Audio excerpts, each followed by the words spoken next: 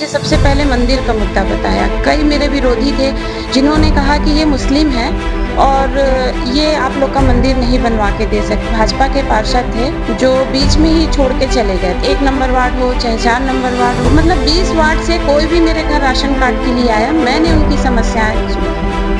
इनके पहले जो सीमो मैडम आई हुई थी, उनके वजह से कुछ विकास कार्यों में हम लोग को प्रॉब्लम हुई है, क्योंकि हम जो करना चाहते थे वो हुआ नहीं। आवेदन देने पे उस सारी चीजों की मरम्मत कराई, उसके लिए मैं उनका भी बहुत धन्यवाद देती हूँ। अंतिम संस्कार के लिए यहाँ लकड़ियाँ भी फ्री होनी चाहिए, लोग कहें कि हाँ ये वार्ड है। नमस्कार दोस्तों, साथी संदेश लाइव में आपका स्वागत है। आज हम आ पहुंचे हैं जामुल के वार्ड 1 में। जामुल नगर पालिका परिषद का ये वार्ड 1 काली माता मंदिर वार्ड कहलाता है और यहाँ की पार्षद हैं साबिया करीम खान। इनसे जानने का प्रयास करेंगे कि वार्ड की पार्षद होने के नाते वार्ड में क्या क्या बदलाव इन्होंने किए हैं और किस तरह से ये पार्षद बनी, क्या इसके पीछे कहानी है। इन सारी चीजों का हम आज खुलासा करने जा रहे हैं। बहुत बहुत स्वागत है मैडम आपका। जी नमस्कार, मैं साबिया करीम खान, वार्ड नंबर 1 की पार्षद। मैडम, सबसे पहले तो हम ये जानना चाहेंगे कि एक गृहिणी थी आप और गृहिणी से अचानक से राजनीति में आना और पार्षद बनना, क्या कहानी है इसके पीछे? क्या पारिवारिक भी कुछ बदलाव रहा है, उसके बारे में बताएंगे? सबसे पहले तो मैं ये बताना चाहूंगी आप लोग को कि पहले हमारे जो नाना जी थे, वो शुरू से हम लोगों ने उन्हें राजनीति करते देखा हुआ है। अजीत जोगी सर थे, उनके साथ वो एक फ्रेंड थे। बचपन से हम लोग उनको राजनीति करते हुए देखा। फिर उसके बाद मैं जब यहाँ आई शादी होके, तो मेरे हस्बैंड यूथ कांग्रेस के मतलब उसमें से बने हुए थे और उन्होंने अपना ये राजनीतिक करियर शुरू किया। तो मैंने उनको देखा और उनके साथ फिर वो कुछ दिनों के बाद ब्लॉक अध्यक्ष बने। ब्लॉक अध्यक्ष बनने के बाद मैंने अपना करियर यहाँ से शुरू किया कि मैं स्कूल की जन भागीदारी की अध्यक्ष बनी और वहां से फिर मैंने लोगों के बीच में गई, लोगों से मिली। तो फिर ऐसे करते करते मैंने देखा कि राजनीति मतलब जानकारी तो थी मुझे राजनीति की, लेकिन उतना ज्यादा मैं बाहर निकली नहीं थी। लेकिन जन भागीदारी के अध्यक्ष बनने के बाद मुझे मतलब एक महसूस हुआ कि अब मुझे कुछ करना चाहिए। तो ऊपर वाले का ऐसा एक करम हुआ कि मैं वार्ड नंबर 1 से मैंने चुनाव लड़ा और जो कि मैंने वहां से सफल भी हुई। दोस्तों, पृष्ठभूमि की बात करते हैं तो पृष्ठभूमि ही राजनीतिक पृष्ठभूमि रही है शुरू से साबिया करीम खान जी की, और इसलिए ये राजनीति में इनका पदार्पण हुआ और बहुत ज्यादा साथ इनके हस्बैंड का भी मिला, क्योंकि वो यूथ कांग्रेस में लंबे समय से पदाधिकारी रहे हैं, सेवा करते रहे हैं। मैडम, अगर ये जानना चाहे, अगर ये मैं कहूँ कि आपके पति जो राजनीति क्षेत्र में थे, आज आप पार्षद हैं, तो उनका कितना सहयोग रहा है, कितना फायदा मिला है उनके राजनीतिक करियर का? उनसे मुझे तो बहुत फायदा मिला है। अगर वो अपनी पहचान नहीं बनाए होते तो शायद आज मैं इस जगह पे नहीं होती। उनकी पहचान की वजह से ही मैं आज एक जनप्रतिनिधि हूँ। आप बहुत ही अच्छे से अपना कार्यभार चला रही हैं, संभाल रही हैं जी। तो हस्बैंड कभी बताते हैं किस तरह से आपको आगे चलना है, किस तरह से आपको ये सारे दायित्व निभाने हैं? जी, कुछ उनका भी है और कुछ मेरा अपना वो है।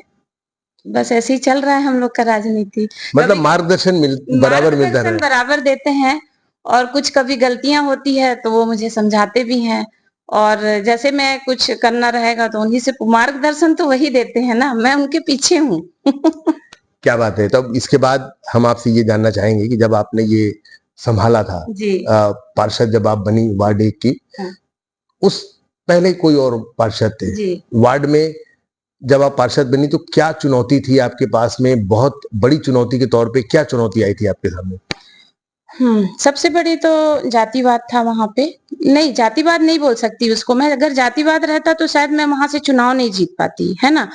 तो वहां जब मैं पहली बार उस लोगों के बीच में गई तो लोगों ने मुझे सबसे पहले मंदिर का मुद्दा बताया। कई मेरे विरोधी थे जिन्होंने कहा कि ये मुस्लिम है और ये आप लोग का मंदिर नहीं बनवा के दे सकती है, या कुछ कुछ ऐसे मेरे बारे में कमेंट होता था। लेकिन मैंने जैसे ही वहां से चुनाव लड़ा, सबसे पहले जो 25 साल से जो काम नहीं हुआ था, काली मंदिर, आप लोग आपके माध्यम से अगर आप जाके वहां जानकारी लेना चाहेंगे तो ले भी सकते हैं।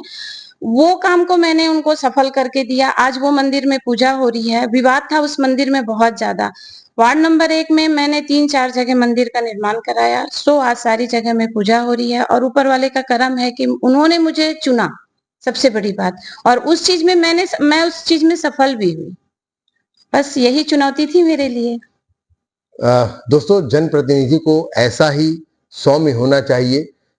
अगर जातिवाद का मामला हो या भाषा का मामला हो, तो ऐसे में लोगों का ये मानना लाजमी है कि ये दूसरे कौम से ताल्लुक रखती हैं और ये हमारे मंदिर को नहीं बनवा सकते, मस्जिद को नहीं बनवा सकते। लेकिन इन सब चीजों से ऊपर उठ करके एक अच्छे राजनेता के तौर पे, राजनीतिज्ञ के तौर पर साबिया खान ने अपने आप को साबित किया और लोगों के दिलों में जगह बना ली है। साबिया मैडम, ये जानना चाहेंगे कि और किस तरह की चुनौतियां थी और किस तरह की समस्याएं थी जब आपने वार्ड में वार्ड पार्षद का कार्यभार संभाला था, और क्या क्या समस्याएं थी जिसे आपने हल किया है? जब मैं वहां पे कार्यभार हम लोग लिए वहां पे का मैंने लिया, तो वहां पे 5 साल पहले आपके भाजपा के पार्षद थे जो बीच में ही छोड़ के चले गए थे। तो वहां पे विकास के नाम पे कुछ भी नहीं था, बहुत परेशानियां थी वहां पे। लेकिन मैंने उस चुनौती को एक्सेप्ट किया और जितना मतलब वहां की जैसे डोम सेट की मांग थी, नाली वगैरह की मांग थी, नाली के कवर की मांग थी, रोड की मांग थी, मैंने अपने तरीके से पूरा प्रयास किया। एक मतलब विपक्ष में रह के मैंने बहुत कुछ वहां पे का विकास का काम किया है। और ये चीज अब आप जनता के द्वारा आपको ज्यादा अच्छे से मतलब मैंने तो अपना बता दिया कि मैंने वहां पे ये काम कर दिया जो जो उनका डिमांड था। डोम सेट वगैरह का था, मंदिर में भी कुछ डोम सेट वगैरह लगाने थे, सो मैंने उस पे अपना काम करके दिया है।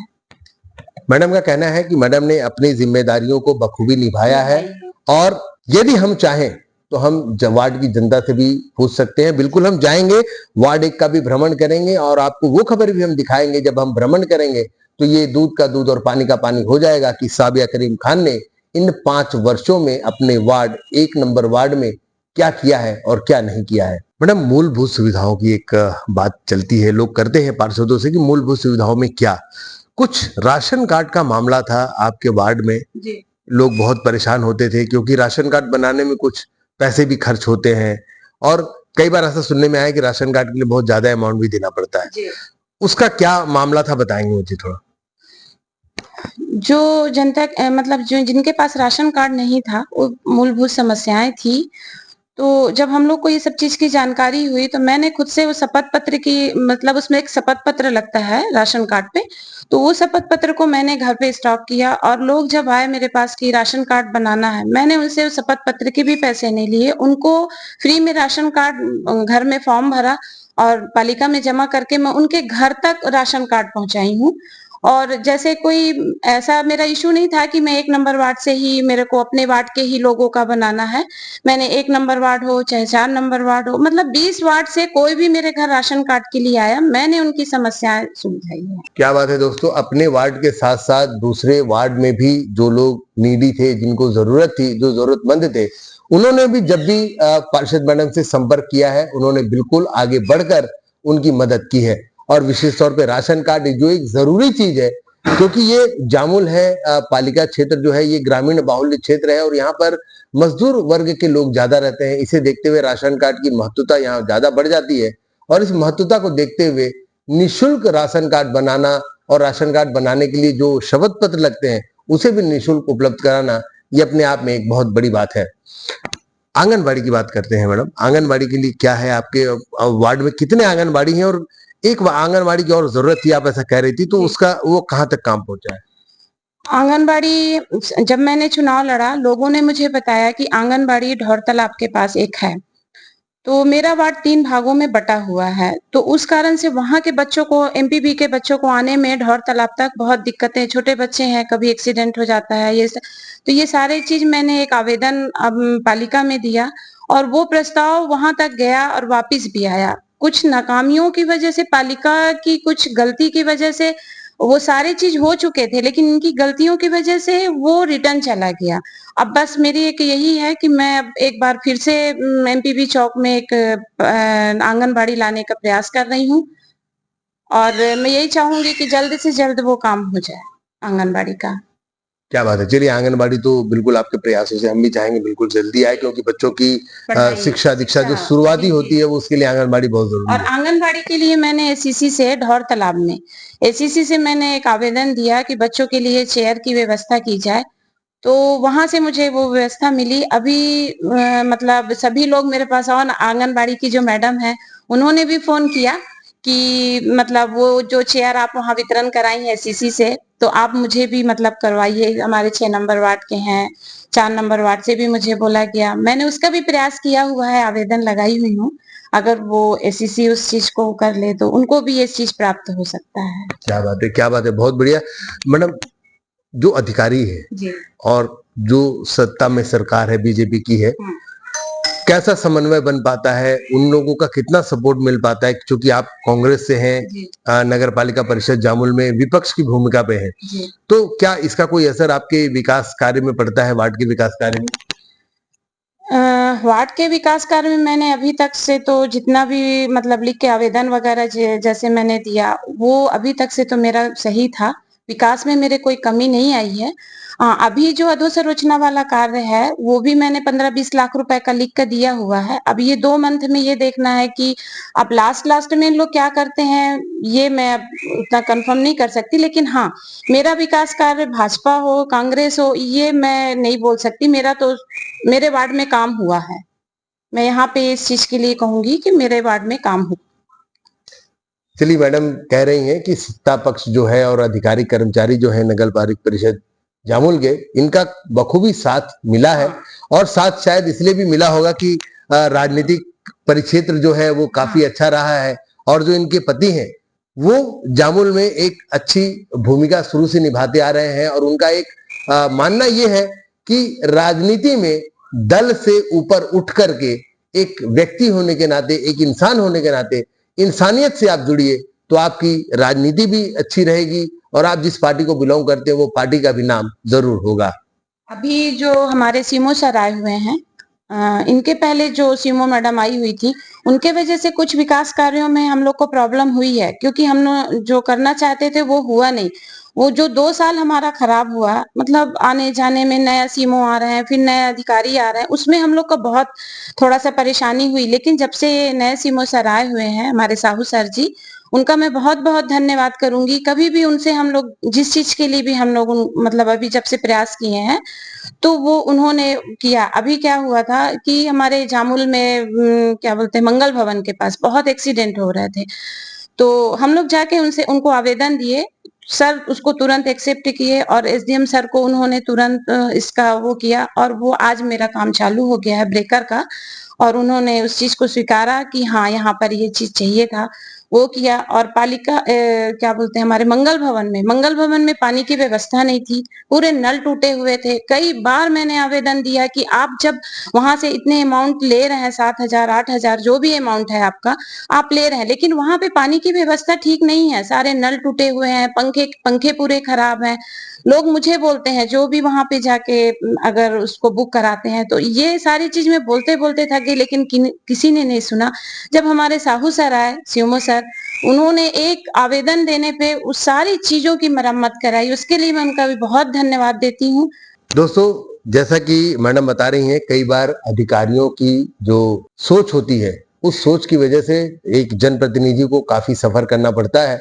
लेकिन अगर अधिकारी ऐसे हो जिनमें काम करने का जज्बा हो, क्षमता हो, ऐसी सोच हो, तो ऐसे अधिकारी और ऐसे जनप्रतिनिधि का साथ जब हो जाता है तो यकीनन कोई भी वार्ड हो, वो वार्ड विकसित वार्ड के तौर पर सामने नजर आना प्रारंभ हो जाता है। हमारे सीमो सर आए हैं, तो चाहे वो सफाई व्यवस्था हो, बिजली व्यवस्था हो या हमारी पानी की व्यवस्था हो, अभी जब से सीमो सर आए हैं, तो अभी लगभग सारी चीज़ सिस्टम से चल रहे हैं।